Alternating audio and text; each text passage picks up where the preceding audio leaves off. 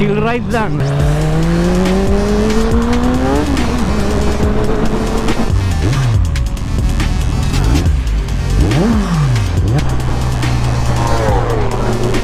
Grabe hataw yun.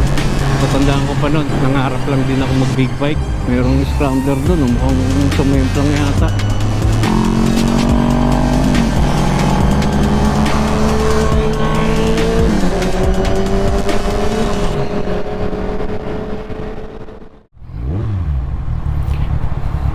Good morning. Ay, maganda na yung panahon ngayon. At least makakabiyahe tayo ng maayos. Mga nakaraang buwan, mga linggo, talaga nag-uulan. Halos hindi na tayo makalabas ng bahay. Bukod dun sa baha, walang tigil talaga ang ulan. Isa sa mga kaibigan natin, kumpare natin, nag-invite naman na pumasyal sa San Pablo dahil nga hinog na yung mga rambutan niya. So ngayon, papunta tayo ngayon doon sa San Pablo. Doon muna tayo pupunta sa meetup namin dyan sa may Danghari, Ebia, Petron. Nakikita natin good weather ngayon Sunday. At maaliw-alas ang langit. So walang nagbabadya ng ulan. Sana naman tuloy-tuloy na kahit paano para naman yung mga binaha noon ay mag-subside naman yung mga taas ng tubig dahil nakakaawa din naman sila dahil talagang sa walang tigil na ulan noon halos sa buong Pampanga kaya binaha, hindi lang naman sa Pampanga, dito rin sa mga parte ng mga Bulacan at kamay nila. So sana tuloy-tuloy na yung magandang panahon. Nag-uulan ngayon lang talaga ulit nakapag-ride. Nakakamiss talaga. Hanggat maganda ang panahon, every Saturday and Sunday lang naman usually kami nagra-ride, samantalahin na. So lagi lang mag-iingat syempre.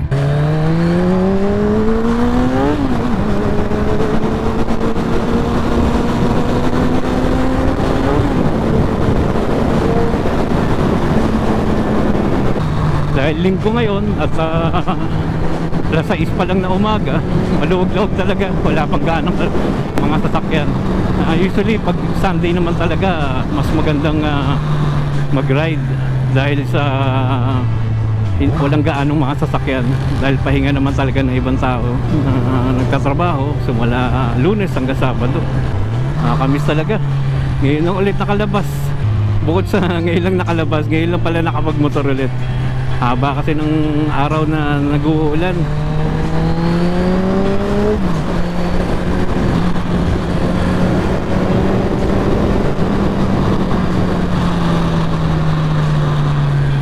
So hindi lang yung mga motor ngayon ang lumalabas every Saturday o Sunday, kundi rin yung mga bisikleta, yung mga kapwa rin natin mga rider sa dalawang gulong na bisikleta. Ingat lang tayo lagi, chill ride lang, huwag tayong rat-rat sa kalsada yun. Kasi yung waswas kaya ano yun kaya yun, kaya importante mag-ingat lang lagi. Isipin natin, nag-enjoy tayo sa pagmumotor pero doble natin ingat dahil may nag-aantay sa atin sa pag-uwi. Mahal natin sa buhay. Ito, malapit na tayo sa meetup namin sa may Petron Ebia. Kung tatagpuin yung mga kumpare ko, mag-iisang dekada lang kami na magkukumpare.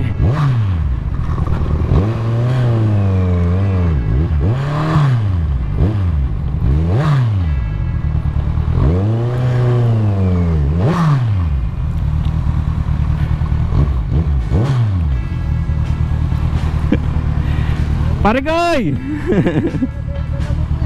Ha?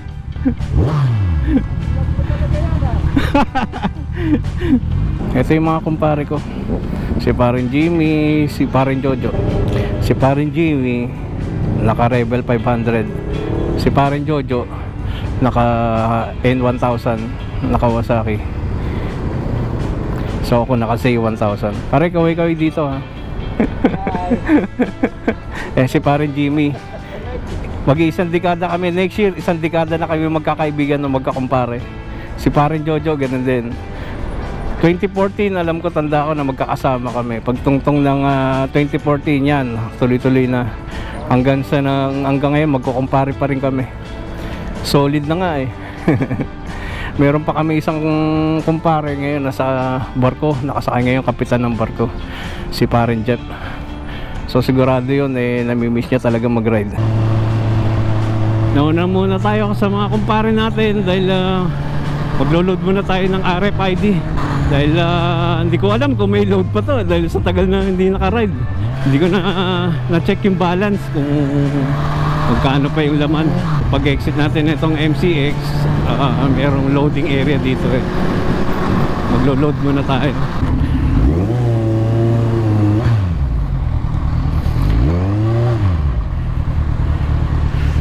Kakarga muna tayo.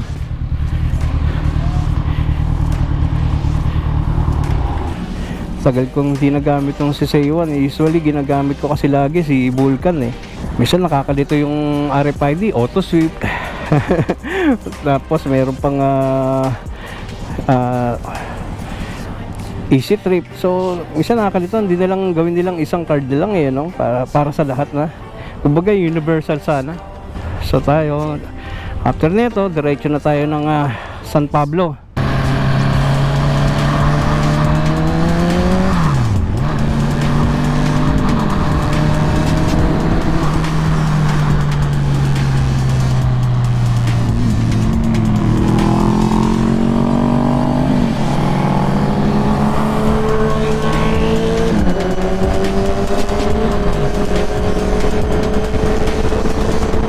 Exit na kami na MCX.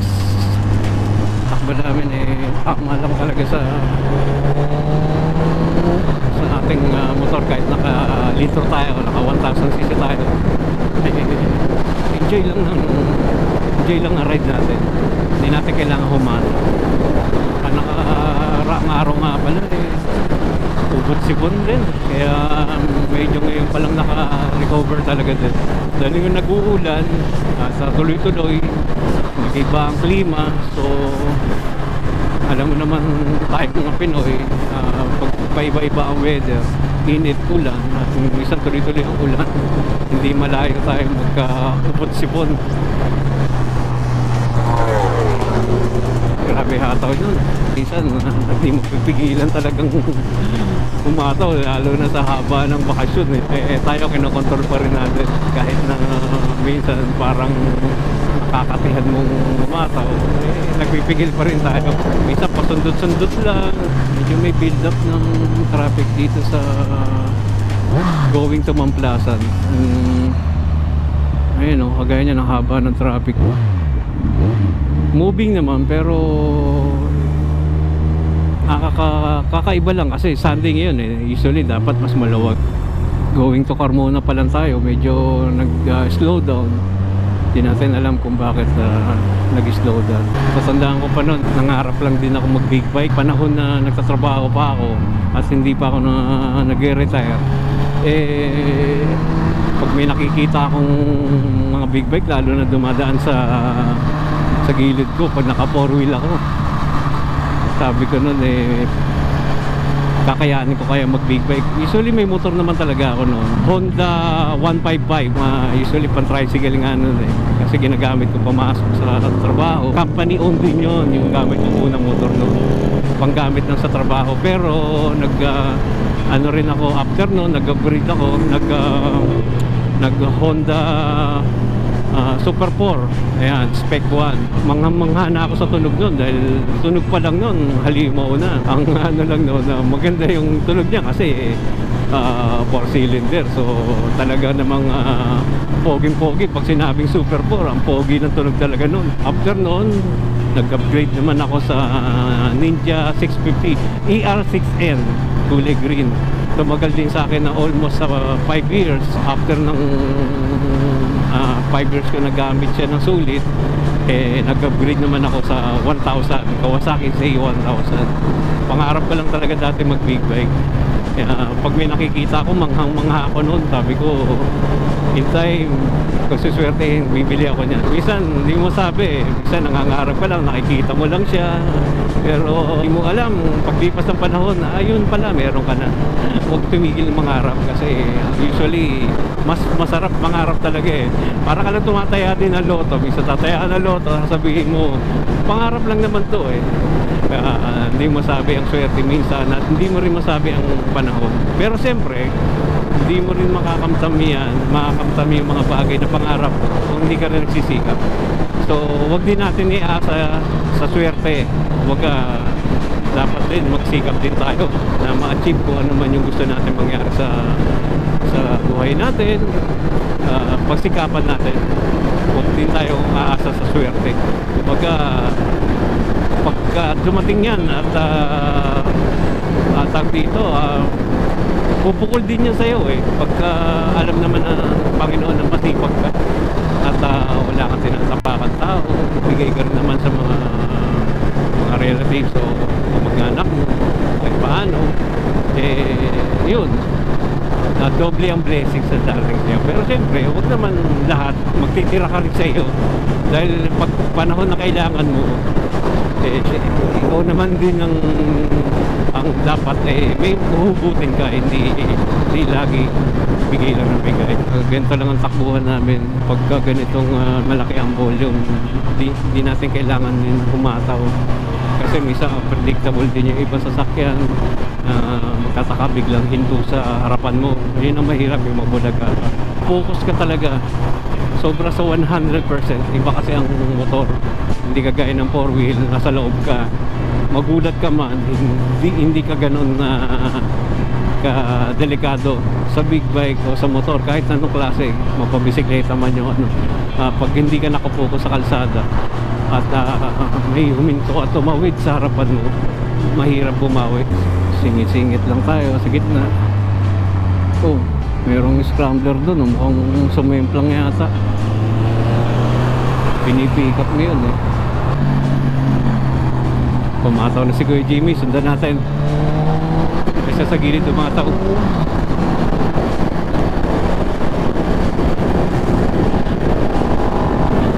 Alam ko minsan kasi nakakainip din pag bumuntot ka sa mga 4-wheel, kaya mo naman din tumingit. Pero siyempre, pag sigit dapat doble ingat ka talaga. Ako naman kasi maaga ako nag-retire sa bilang empleyado. Magtayo ako ng maliit na negosyo, kami mag-asawa, at yun lang naman yung pinaiikot namin.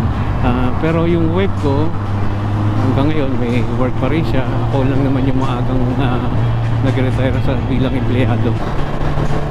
Tataw tayo konti.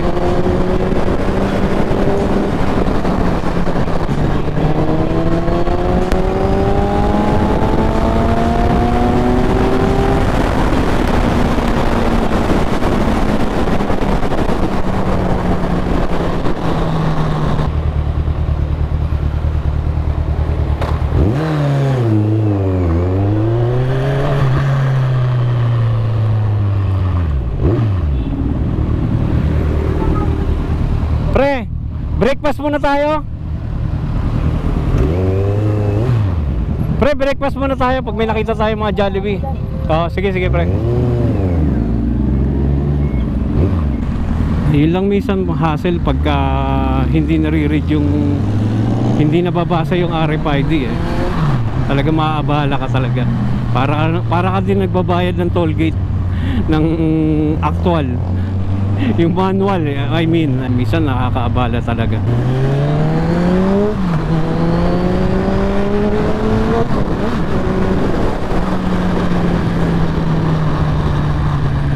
Nag-breakfast muna kami. Isa tayo sa next stop. Next meet stop naman sa may San Pablo. Tapos natin kumain sa Jollibee. Let's go.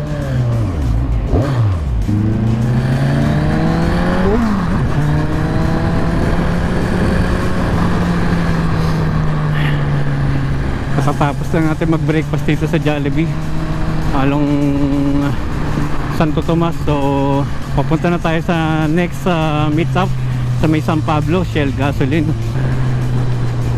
Kaya nag-breakfast muna kami sa Jollibee kasi baka naganda si paring Cloyd naman sa kanila, sa farm niya, mini farm. Doon kami mag-harvest ng rambutan. In-invite tayo kasi nalalaglag lang daw sa lupa yung rambutan, sa dami. Nag-invite yung kumpare natin na mamitas dahil nasasayang lang, baka naman masira nga naman sa dami. Naka-ride ka na, nakakakuha ka pa ng rambutan, di ba?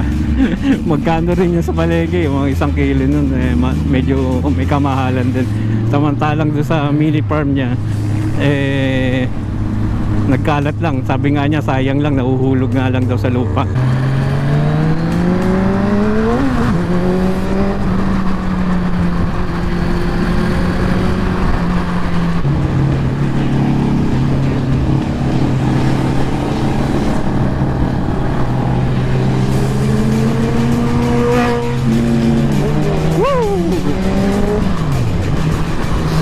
lupit, di ba?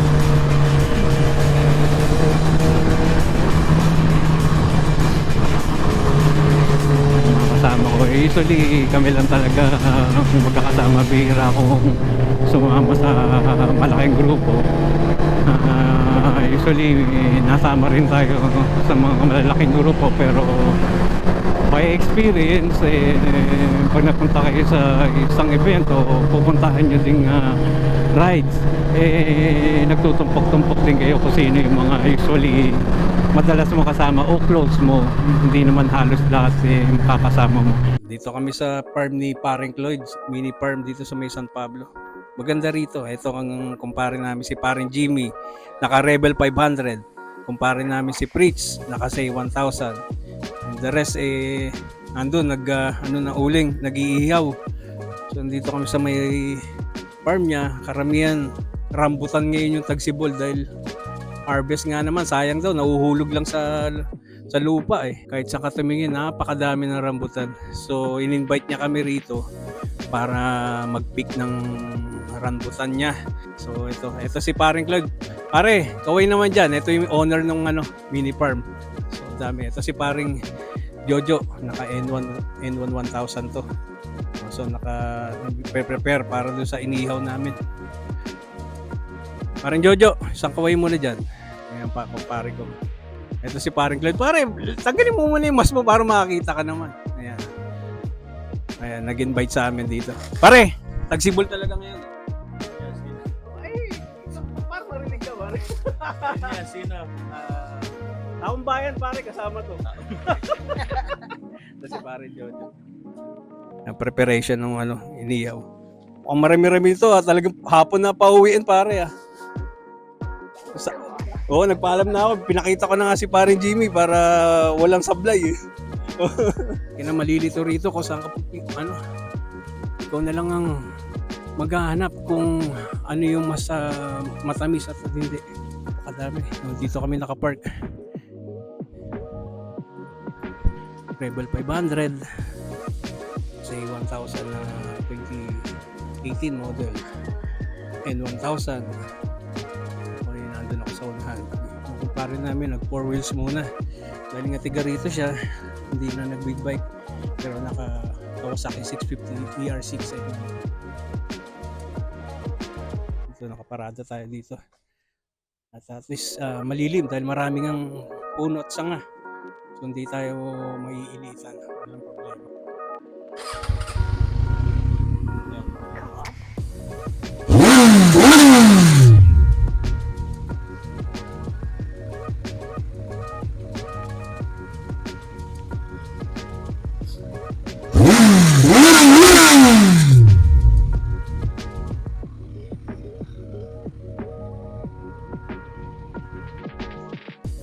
So, ano masasabi mo, Paring Jimmy? Ang masasabi ko lang, bumalik ka sa pagkaninyo mulak mo kasi lumayat ka na masyado. Maswertein ko dyan. Malay mo naman, pre. Ito yung pagsasama natin lagi. Pare, mag-iisang dekada na pala tayo, pare. 2014, magkaibigan at magkumpare tayo nila, Paring Cloyd. Oo. Next year, pare, isang dekada na. Si Paring Preach, matagal-tagal na rin. Almost 5 years, magsi 6 years next year. Grabe, ang bilis ng panahon, pare, no? 5 years namin nung hit sa Diyos yata. Ang buwan. Ang bilis, pare, ang bilis. Pinos ko pa, di ba?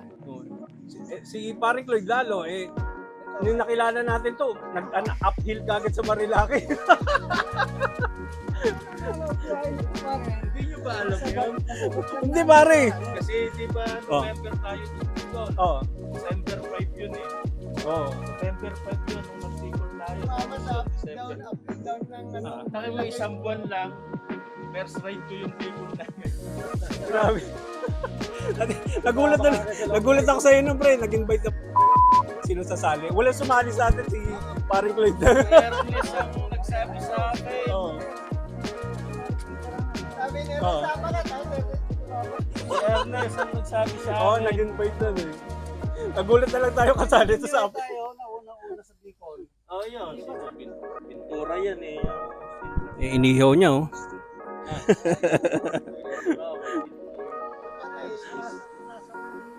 Talaga. Talagang hapon na tayo uwi na ito, pare. Dahil iniihaw to, baka magpabili pa ng San Mig to. Ay, may Carlos na pala. Ayos yan.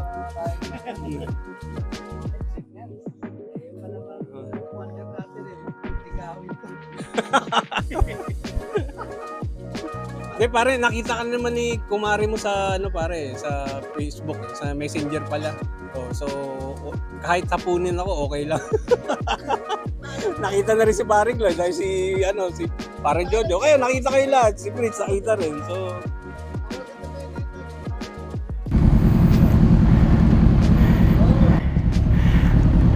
sarap ng ginawa namin. Uminom ng konti, kwentuhan. Ang dami kong dalang rambutan. Mga 3 kilos yata at ang karga ko sa likod. Grabe talaga. Pre, salamat ha. Ingat pre. Salamat pre. Sige, tuloy na kami.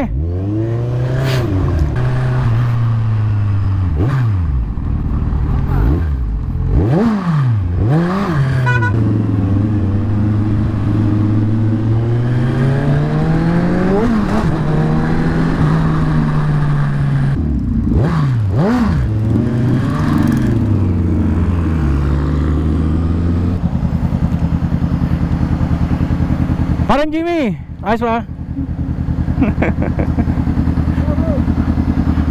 Ang kumpare kong astig.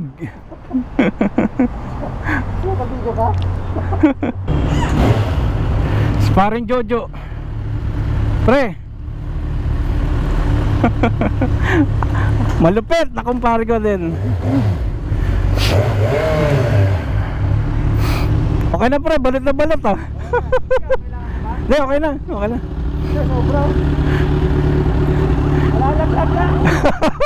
Timing daw pagdating mo rin sa ano. Oo. Oh, ayos. Pauwi na tayo, balik tayo ulit sa Las Piñas at Cavite from San Pablo. Sana huwag tayo matraffic. So medyo mahaba na ang traffic sa may San Pablo. Hindi tayo basta raratrat dahil ibang tropa, naiiwan pa. So kailangan sabay-sabay kami. Sa biyahe hindi kami nag-iiwanan.